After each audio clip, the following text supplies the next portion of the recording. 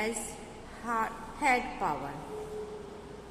वर्चस्व सैन्य शक्ति के अर्थ में कि इसका क्या अर्थ है, यानी कि अपना जो हेड दिखा रहा है, ये पावर को दिखा रहा है, उसके मीनिंग के लिए है the root of the world hegemony lie in the classical Greek the world applies the leadership of predominancy of one state and was originally used to denote the preponderant position of Athens vs the other state of ancient Greek. Thus, the first meaning of hegemony related to the relations, patterns, and planes balance of military capabilities between states.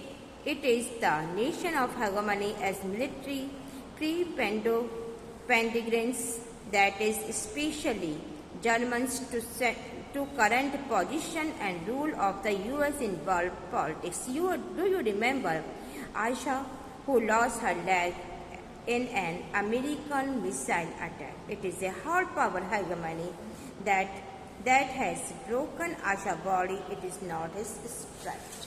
ना कह रहे हैं हेगेमनी शब्द जो है इसका अर्थ प्राचीन Greek में से लिया गया है, जिसका मीनिंग है स्टेट की लीडरशिप करना, उसको प्रोडोमिनेंस करना, उसके प्रभुत्व को दिखाना, उसको सिग्निफिकेशन करता है। अब इस वर्ड की स्टार्टिंग जो है वो ग्रीक से लिया गया है। ग्रीक में या अन्य स्टेट जो है इसके जो पार्टीशंस हैं उसकी तुलना में अगर आप एथेंस से करते हो तो ये एथेंस को भी हमें सिग्निफिकेशन करता है। इसी प्रकार हेगेमनी अर्थ शब्द का अर्थ जो है अलग अलग स्टेट से लिया गया है, जहाँ पर मिलिट्री पावर की बनावट कैसी थी, उसको किस प्रकार से बनाया गया था, उन सब से भी इसका मीनिंग लिया गया है। और आज अगर आप देखते हो वर्ल्ड पॉलिटिक्स के अंदर तो अमेरिका की जो हैसियत है उसको भी हम इसी वर्ड से आइडेंटिफाई करते हैं। तो इसका ये अर्थ है कि आशा, आपको याद होगी कि आशा की एक जो लेग है या टांग है अमेरिकी मिसाइल से जो हमला अटैक किया गया था उसमें वो चली गई थी, और वह वहाँ की मिलिट्री हेगेमनी जो उसकी आत्मा को तो नहीं मार सकी, लेकिन हाँ उसके विचारों को वो मार सकी। उसके शरीर को उसने जरूर पंगु बना दिया, लेकिन उसकी आत्मा को वो पंगु नहीं बना सकी। Now, the bedrock of the contemporary U.S. power lies in the overwhelming superiority of its military power. America's military dominance today is both the absolute and relative. In absolute terms, the U.S. today has a military capability that can reach any point on the planet accurately, laterally, and in real time, thereby crippling the adversary while its own forces are sheltered to the maximum extent possible from the danger of war. Now देखते हैं कि America के बारे में, America की power के बारे में, उसके रीढ़ की हड्डी या बैटरिक के बारे में। तो उसकी जो मिलिट्री पावर है बहुत बड़ी चढ़ी थी, और आज अगर आप अमेरिका की पावर को देखते हैं, तुलना करते हैं अदर कंट्रीज के साथ में, तो भी आज अमेरिका अपनी मिलिट्री पावर को लेकर की दुनिया में नंबर 1 पर है। वो कहीं पर भी निशाना साध सकता है और एकदम सही समय में अचूक और घातक वार करने की भी उसमें क्षमता है। तो अपनी सेना को युद्ध भूमि से अधिकतम दूरी पर सुरक्षित रख कर के वह अपने दुश्मनों को उसके घर में ही पंगु भी बना सकने की पावर को बनाए हुए है। वो इतना डेंजरेबल है कि वो कुछ भी कर सकता है। But even more awareness than the absolute capability of the US is fact that no other power today can remotely match them. The US today spend more on its military capability than the next 12 power combining. Furthermore, a large chunk of the Pentagon budget goes into military research and development, or in other words, technology. Thus, the military dominance of the US is not just based on higher military spending, but on the quality gap, a technical customs that no other power can at present convincing Spain. कहने का मतलब है कि America की जो power है उसका एक अनूठापन अपनी जगह पर है, ज़्यादा से ज़्यादा ये कह सकते हैं हम कि आज कोई भी ऐसा कंट्री नहीं है जिसकी तुलना हम अमेरिका के साथ में या उसकी मिलिट्री के साथ में, उसकी पावर के साथ में कर सकें। अमेरिका के नीचे कुल 12 ऐसे कंट्रीज़ हैं जो बहुत ही पावरफुल कंट्रीज़ हैं, जिन्होंने मिलकर के अपने मिलिट्री पावर को आगे बढ़ाया है। और जितना खर्चा मिलिट्री के ऊपर किया है अकेले, जितना इन 12 कंट्रीज़ ने किया है, उतना अकेले अमेरिका भी करता है। इसके अतिरिक्त हमने पेंटागन अपने बजट के लिए देखा है कि पेंटागन अपने बजट का एक बड़ा हिस्सा अपनी सिक्योरिटी, अपने रिसर्चेस और अपने डेवलपमेंट के लिए ऊपर करता है, साथ ही अपनी टेक्नोलॉजी के ऊपर भी स्पेंड करता है।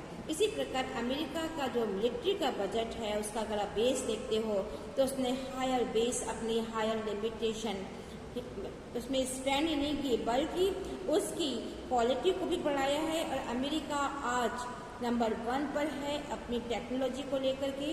किसी भी कंट्री में, अगर आप किसी भी कंट्री के लिए इस इशू में उसकी बराबरी कर पाना आज पॉसिबल नहीं है।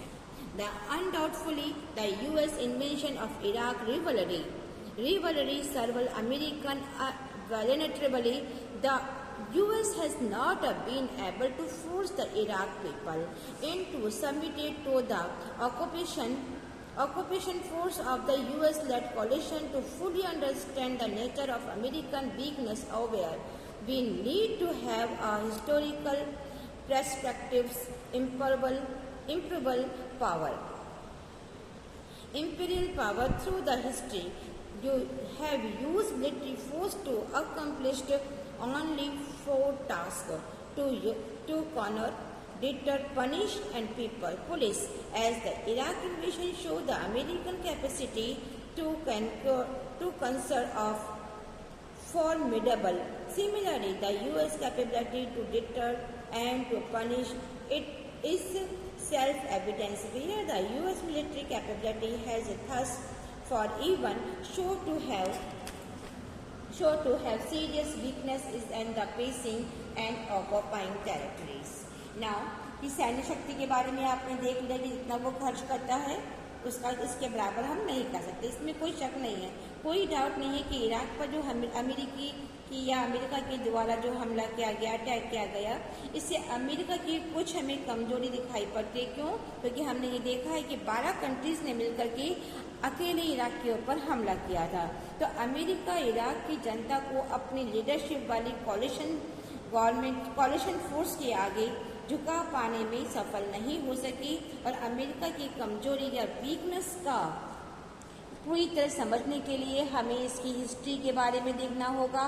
और हिस्ट्री इस बात की गवाह है कि अगर वो अपने एम्पीरियल पावर को या अपने मिलिट्री पावर को सहज एक यूज़ के द्वारा या प्रयोग के द्वारा दिखाता है तो उसमें हमें 4 बातें दिखाई पड़ती। नंबर फर्स्ट, उसके हमें एम को देखना पड़ता है, उसके जीतने की क्षमता, उसके डिटरमाइंड को, और उसकी पनिश देने की क्षमता और लॉ के बारे में भी ध्यान रखना पड़ता है। तो इराक के लिए अगर आप एग्जाम्पल देखते हैं तो अमेरिका विजय क्षमता के बिल्कुल विकट था। इस प्रकार अगर आप उसके अप्रूव करने की या दंड देने की या पनिश देने की क्षमता भी हमें दिखाई पड़ती है। तो अमेरिका की जो मिलिट्री पावर है, सिर्फ कमजोरी इस बात में आई हुई है कि वह अपेक्षाकृत अधिक ऑक्युपाइड टेरिटरीज को लेकर के या अपने मास लैंड को लेकर के जो कानून व्यवस्था बना रखी है वो सिर्फ उसमें बहाल नहीं कर पाया है। क्योंकि हमने ये देखा है कि उसने गंतव्य स्टेट जो उसका आइलैंड है वहाँ पर उसने उन प्रिजन्स को रख रखा था जहाँ पर उन लोगों के साथ में किसी को मिलने की अनुमति नहीं थी।